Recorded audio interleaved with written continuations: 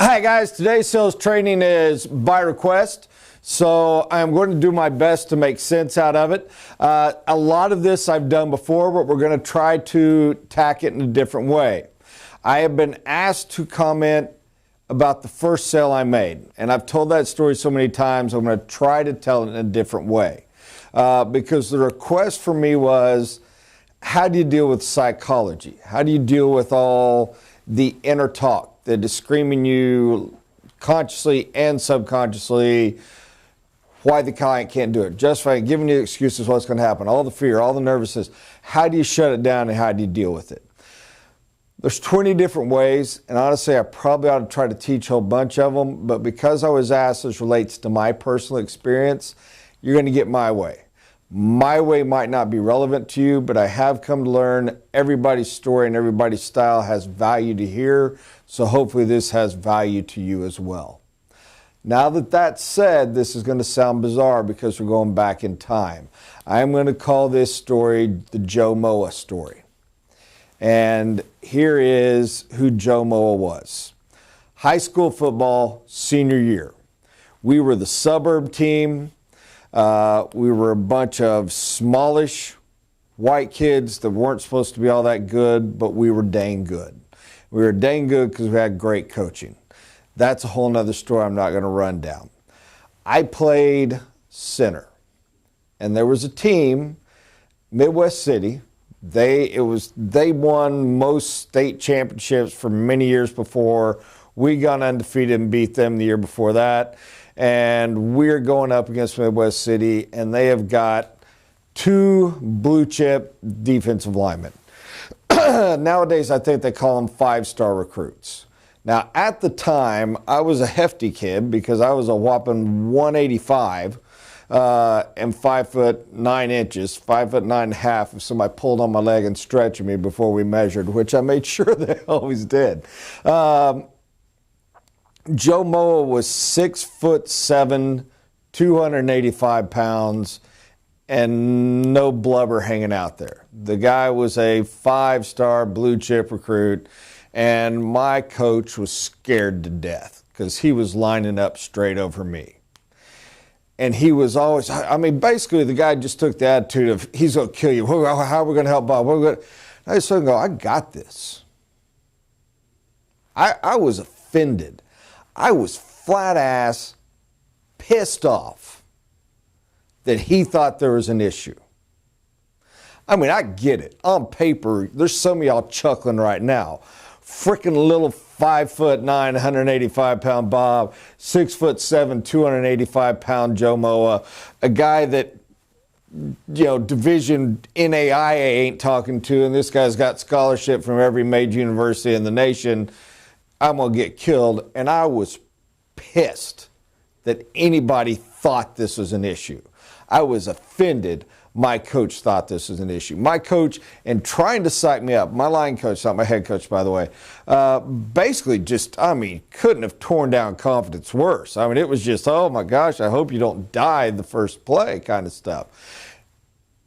And here's the quirk of me, and this is why I go to the Joe Moa story. I never questioned. I was irritated. I was angry. I was pissed. How could you doubt me? How could you doubt me? I have no fear, and this is a quirk of my style. I have never met anyone in my life that I didn't think I could whoop. I don't care who he is. I might have to get tricky. I might have to fight dirty, but by gum, they ain't never met anybody I thought I could whoop. And I dang sure ain't never met anybody in my life that I thought was better than me. Because it doesn't exist. You're not better than me. Now, the caveat to that is, I was given enough good old Christian wisdom and upbringing that I realized the mirror reverses. There ain't anybody that can't whoop me. And there isn't anybody that I'm better than. But the focus of this story is not that. The focus of this story is the core of the truth of in here. I never met anybody better than me. And deep down, the non-good, wise Christian part of me actually believes I'm better than everybody else and I can whoop their butt. So you're telling me, Joe Moa, oh, fear and horror, how are we going to survive? End of that story is this. I lined up and whooped Joe Moa's ass the whole game. He never made a tackle. He never got in on a play. At most, he maybe got 6 inches into my backfield. And yes, I was dirty as heck. I never did a block above his waist. It's hard to. The dude's waist was here. What are you going to do? But I took him the whole game. Conversely, when it comes to the sell, I never had the questions on the jitters. I never had the fears on the other. My core process was a struggle of doing what was right for the client and what was right for me in that chase. It was never an issue of could I not do it, or why might I say no, or am I good enough for the job. I never doubted that. That's why the best path for me in sales was always 100% make it a game. It's a game. It's a numbers game. When we go into negotiations, there is a winner and a loser, but there's not really a winner and loser. It's a game. Who's going to sell? Somebody told me once, a sell always happens, period. Either you sell them or they sell you on why they couldn't buy. Period. Just became a game. And guess what? There really is a winner and a loser. Doesn't mean they can't win too. It is sales. It's not sports. But I always took that attitude. When I had that attitude, I always came back to nobody's better than me. I can win every game. I can win every match. I can take every one. Now, a few of you that might be asking, no, I'm not undefeated in my life. That's ridiculous. But I never stepped once out there that I was like, I can't win this. And if I did, my step was this. I turned around to my inner talk and said, shut up. You got this. Quit being a sissy, quit being a baby, quit being afraid, and go whoop them. Ain't nobody can take you. And I had little old sayings and mostly Bible verses that I use. If God is for me, who can be against me? And I went. And every now and then I'd fall back on when you really, it's a dig and the guy, little inner voice is screaming, you're going to die. And you're like, no, I ain't. You fall back on the little bitty coward one of, you know what? If God is for me, who can be against me? And the caveat to that, the answer to that is the person that is God's will, that it goes the other way.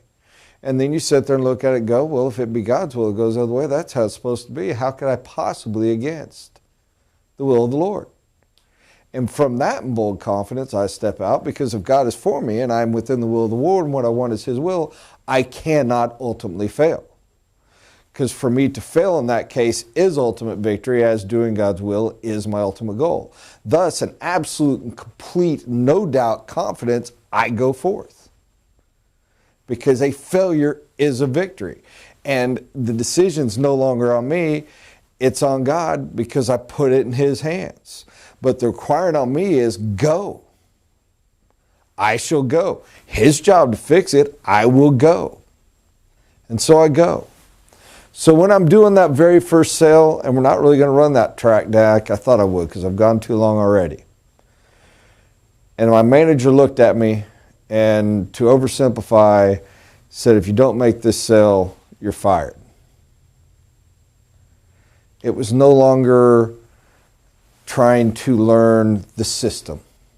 It was no longer how does this sale work. It was no longer what's best for the client. It was no longer how do I rebut his excuses and what does it say on the other side of the card and what is the proper response to this and how do I help to build value in it and all the little sales techniques.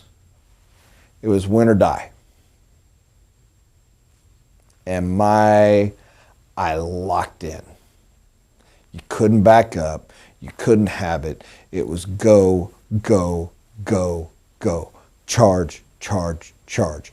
Pure strength of will, pure effort, cannot fail. Go, go, go, go. And being a complete moron who didn't know anything he could do and selling a deal that it was an impossible deal.